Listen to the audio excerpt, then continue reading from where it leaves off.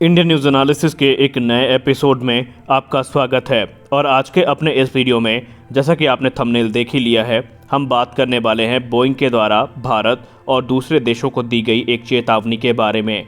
हम जानेंगे कि ये चेतावनी किस चीज़ की है, क्या भारत को इसे मानना चाहिए, और अगर भारत या दूसरे देश इसको सीरियसली नहीं लेते हैं तो इसके क्या परिणाम होंगे, इसके विषय में भी हम बात करेंगे। तो चलिए शुरू करते हैं आज का अपना ये वीडियो।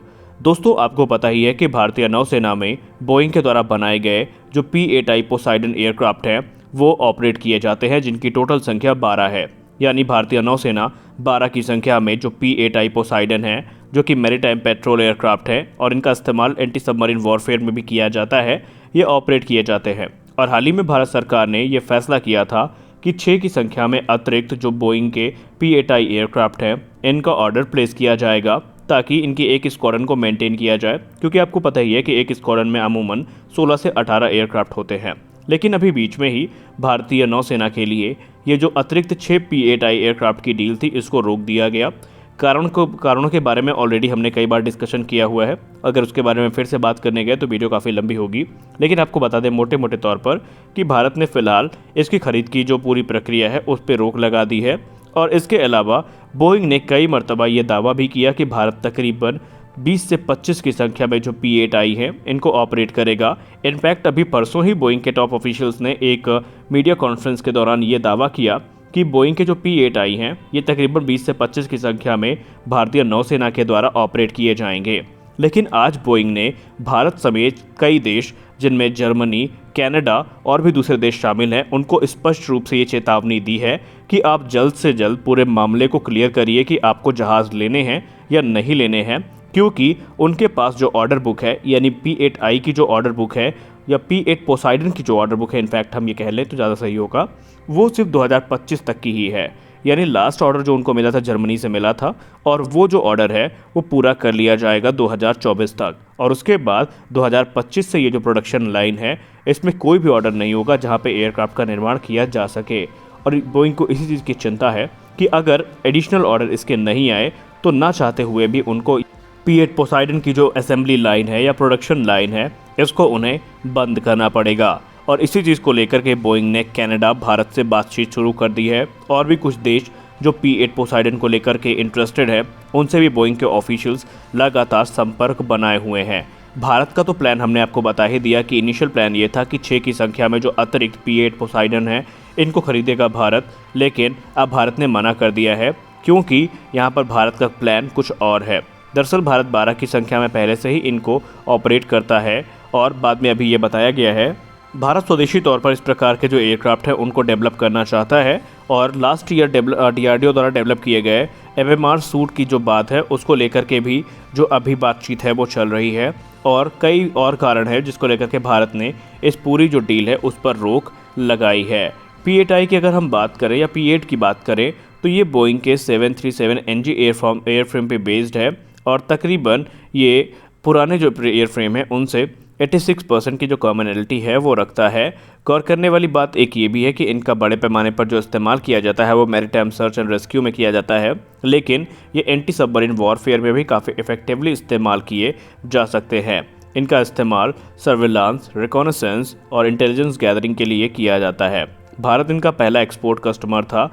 जो कि भारत को जो मिले हैं वो P-8I नेपच्यून है, और इनमें भारत के हिसाब से इंडियन स्पेसिफिक इन्हेंसमेंट्स करी गई हैं और कुछ सिस्टम्स को इंटीग्रेट भी किया गया है। बोइंग के पास अगर हम बात करें तो इस समय तकरीबन 183 फाइट जो इस तरह के ऑर्डर्स थे वो थे, और वर्ल्ड वाइड तकरीबन अगर हम बात करें तो 150 यूनिट्स ऑपरेट की जाती हैं। और अभी जो पेंडिंग ऑर्डर्स पड़े हैं उनमें US नेवी, साउथ कोरिया और जर्मनी के ही कुछ ऑर्डर बचे हैं, जिनको पूरा करने के बाद जो प्रोडक्शन लाइन है वो पूरी तरीके से फ्री हो जाएगी। जिसका अर्थ ये है कि अगर प्रोडक्शन लाइन फ्री होती है तो ये जो P-8 एयरक्राफ्ट्स हैं ये बनने बंद हो जाएंगे। और अगर आने वाले समय में कोई देश ऑर्डर करना चाहेगा भी तो वो ऑर्डर नहीं कर सकेंगे। और इसी चीज़ का डर बोइंग को भी सता रहा है। और बोइंग के जो टॉप ऑफिशियल्स हैं वो लगातार भारत समेत दूसरे देशों से जो वार्तालाप है वो कर रहे हैं। आपको पता होना चाहिए कि बोइंग सिर्फ एक एयरक्राफ्ट को लेकर के भारत से बात नहीं कर रहा है, बल्कि बल्क में कई ऑफर्स है भारत के लिए, जिसको लेकर के बोइंग काफ़ी ज़्यादा सीरियस है। एक तरफ जहां अभी हाल ही में बोइंग का ये दावा था कि तकरीबन 1 दर्जन चिनूक भारत खरीद सकता है। जी हाँ, भारत को लेकर के उन्होंने एक बड़ा दावा किया था कि भारत तकरीबन 1 दर्जन के आसपास यानी 12 के आसपास जो एडिशनल चिनूक हेलीकॉप्टर्स हैं उनका ऑर्डर भी प्लेस करने वाला है, ऐसा बोइंग ने दावा किया था। और एडिशनल अपाचे हेलीकॉप्टर्स को लेकर के भी बोइंग ने भारत को तमाम ऑफर दिए हैं।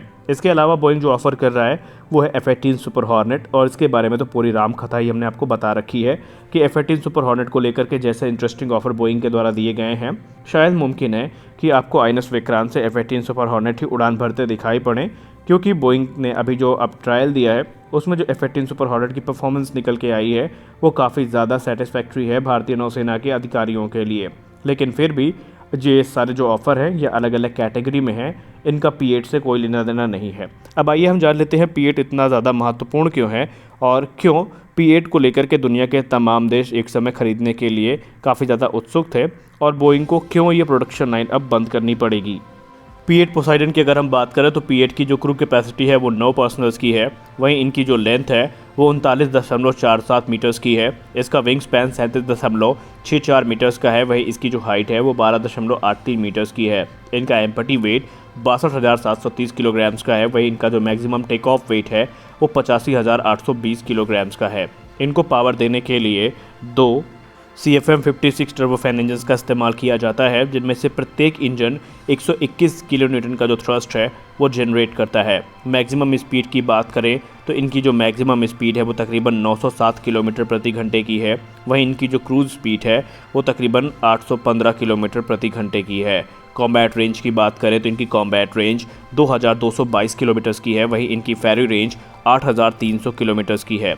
सर्विस सीलिंग की बात की जाए तो ये एयरक्राफ्ट 12,496 मीटर की ऊंचाई पे उड़ान भरने में सक्षम है। अब अगर हथियारों की बात करें तो इसमें टोटल 11 हार्ड पॉइंट्स आपको देखने को मिलेंगे।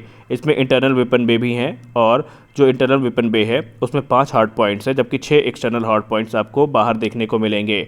गौर करने वाली बात यह है कि ये घातक हथियारों को अपने साथ लेके उड़ने में सक्षम है, जैसे कि AGM-84 slam ER, AGM-84 harp, mark 54 torpedo, mines, depth charges और भी दूसरे जो एंटी सबमरीन वॉरफेयर में इस्तेमाल किए जाने वाले हथियार हैं उनको ये लेके उड़ने में सक्षम है।